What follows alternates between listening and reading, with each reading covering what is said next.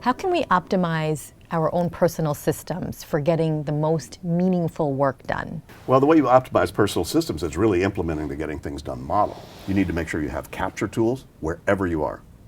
Ubiquitously. Your best ideas about work won't happen at work. So when you're buying bread at the store, you better have just like a pen and paper, whatever it is. You better have something your phone. You better have something like this, right? So here's the last couple of hours. Who knows what's on here? But something happened that had potential value, right? So I need to make sure that that gets grabbed. So capture tools, that's first, that's how you start the clarity. Mm-hmm. Now you can't end there, otherwise you wind up with notes strewn all over everywhere, and you become a compulsive list maker, and you got lists all over you got in creation. This needs to get emptied out quickly, right? So the next thing I need to do is implement the clarify step. That's step 2. So this gets thrown into the capture mode, and by the way, when I travel and move around with a briefcase, there's a little file called in, right? So here's the last couple of hours. I have no idea what's in here, but it's not anywhere else in this briefcase. It's right here.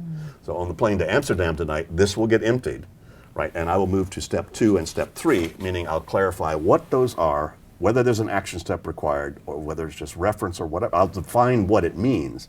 I will empty that, throw those notes away, and then I will have put into my system the appropriate value added stuff that I've collected or whatever. So that then I can trust that my system, which is basically a list management system, has all the stuff I need to see when I need to see the whole gestalt. So I will also probably on that long flight do a weekly review. I do a review of all of the stuff. It's been a crazy wall-to-wall week here in New York that I've been here.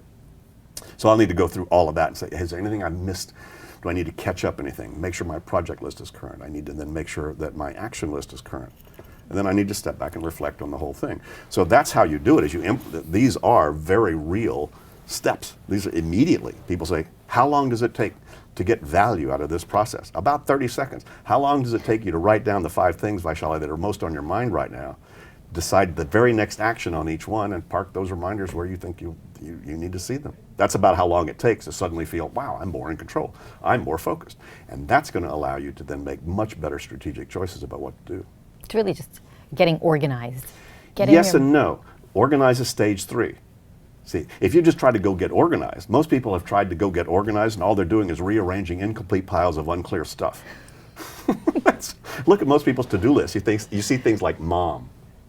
Well, good. I'm glad you probably had one, historically. Why is it on your, her birthday's coming. Right. What are you going to do about her birthday? I don't know what I'm going to do about her birthday. Oh, yeah. So most people's organization, that's why I sort of shy away from saying this is organizing, because most people think of it that way. Because when you heard that, you said, whoa, yeah, then I need to get stuff out and I need to sort it appropriately. Absolutely. But if you don't organize the right stuff, your organization will create more stress than otherwise. So the first thing you have to do is capture and clarify before you have the contents of what you need to organize. It's as much a disorganization system of what people are pretending to use as their organizing systems right now, because they really aren't. They don't really produce the kind of clarity that this does. And how do you prioritize those steps, those things? Real simple. Say, which one of the things in my whole universe, if I do right now, is going to give me the highest payoff?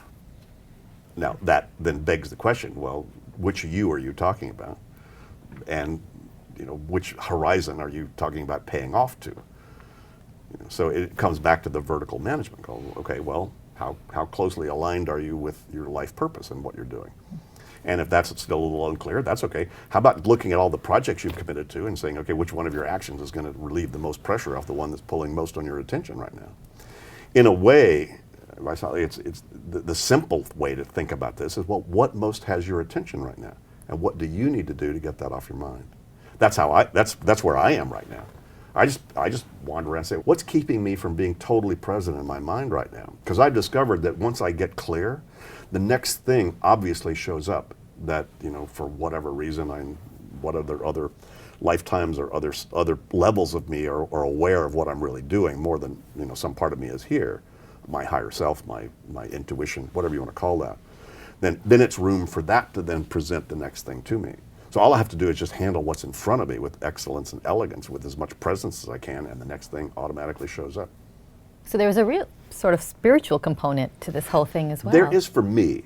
that's not demanded or asked of anybody to do this, because quite frankly, it just makes life work a lot better.